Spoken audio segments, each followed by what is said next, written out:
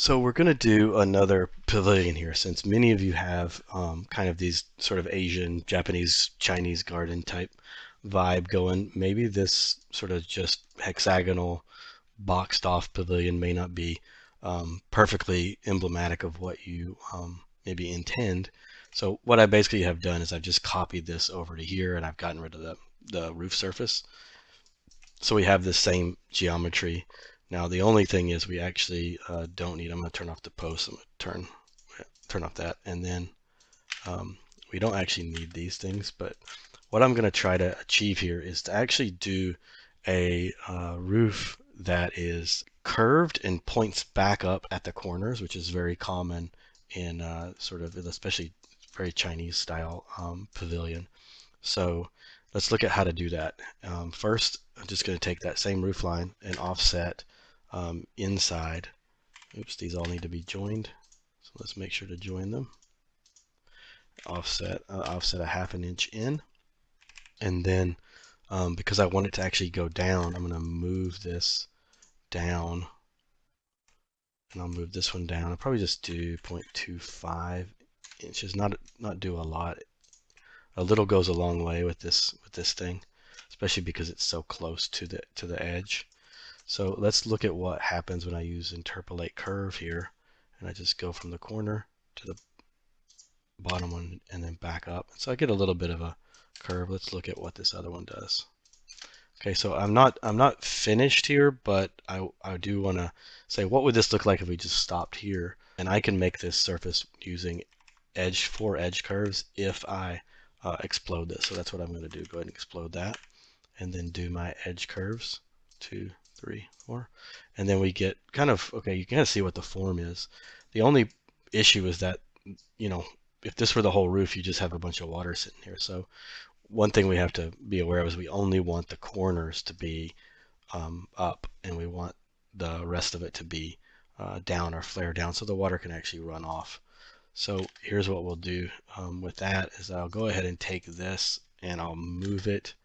I'm going to go ahead and move it down, I don't know, 0.75. I think that should work. Maybe that's a little too much. And I went ahead and moved it just to kind of get it out of the way. I may need that line back, but what I'm going to do is do another interpolate curve and actually make sure that I'm snapping here, go to the middle point, and then here. And then now I have my other edge, so you can kind of see this definitely will, should definitely drain. Let's see what the surface command actually gives us. So, there's a little bit of a bowl in there technically, right? The way it's pulling, but I think it's, for visual purposes, I think it's not too bad. You can obviously play with that a lot. So I think that what we've got here should be good enough that we could actually rotate this. But I'm going to give like we did with this other, give this a little dimension here. So I'm going to try to create something similar. Let's see, like about half an inch, or half a foot, sorry. So I'm going to copy this outside line here and then move it down 0.5. I'll do the same ideas, just use an edge curve. But you've got to make sure that you snap onto the right spot. So this is,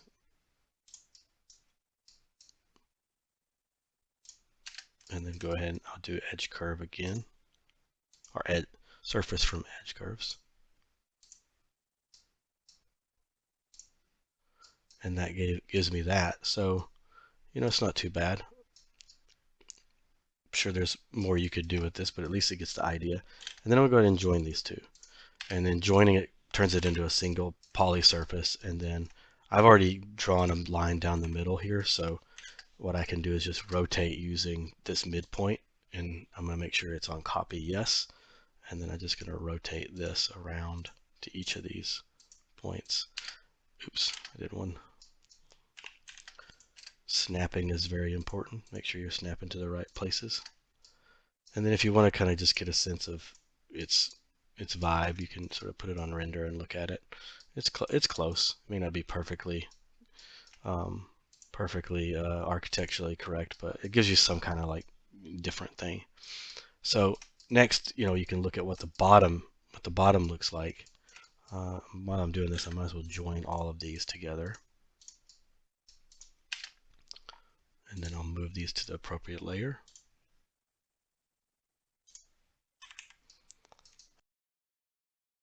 I need a surface underneath this that's flat. So how do we transition from this round to like a flat roof surface? So I'll turn that off real quick. And what I'll use is actually I'm gonna copy this internal one. And this was a 1/4 inch and the other one was I think we did a 1/2 inch. So let's see if I go down. I'm actually gonna go down another half, or sorry, I keep saying inches and I mean feet. Let's see what this looks like. And then, no, that definitely needs to be lower than that. Just gonna move this down another six inches.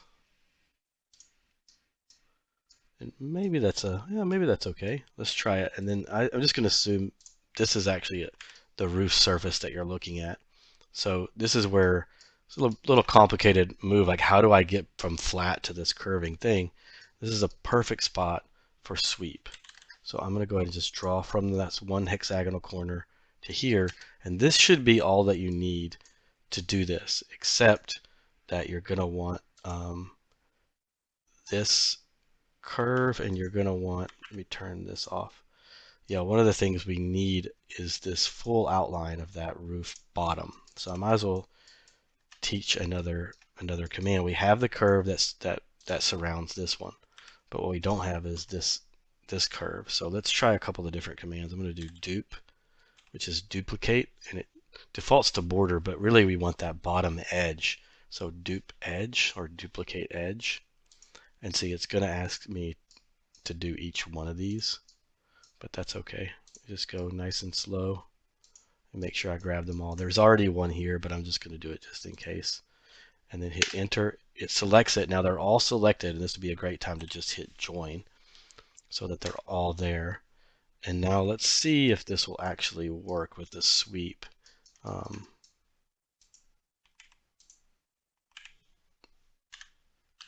Sweep. We'll try sweep 2, and we'll have that be one rail, and then we'll have this be another rail. And I'm just going to use this one as my sweep shape and see how it went. I'll just leave that alone, and hopefully that looks good.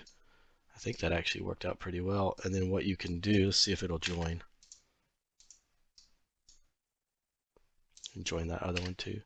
And so that joined into one roof that kind of has probably a little bit more of an arabesque than it does actually Chinese, but maybe at a distance it gives you an idea that something, you know, got a little bit of different style than this.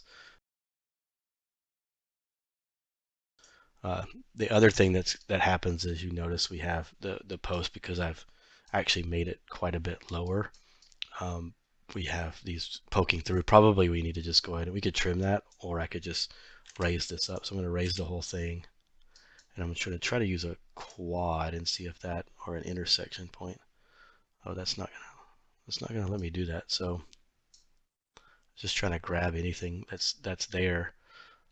So I think what I'll do is actually just move it up 1 foot, because I kind of know what I've offset things at, and then see that kind of aligned it pretty well. So I think we're okay now. All of our other lines are below, but we don't really need those. So that's not that big of a deal. And that gives you a kind of something that looks a little bit different than, say, this one. So hopefully that's helpful. And you also want to make sure that you use planar surface to cap that so that rain doesn't come in. And in my case, they're not joined. So go ahead and choose each one. And then again, join. And if you really want to get fancy, this is also where you could put some kind of symbol on top of this. Or that could even be done in Lumion if you needed to. But it's just an idea of how to get something just a little bit different. So thank you.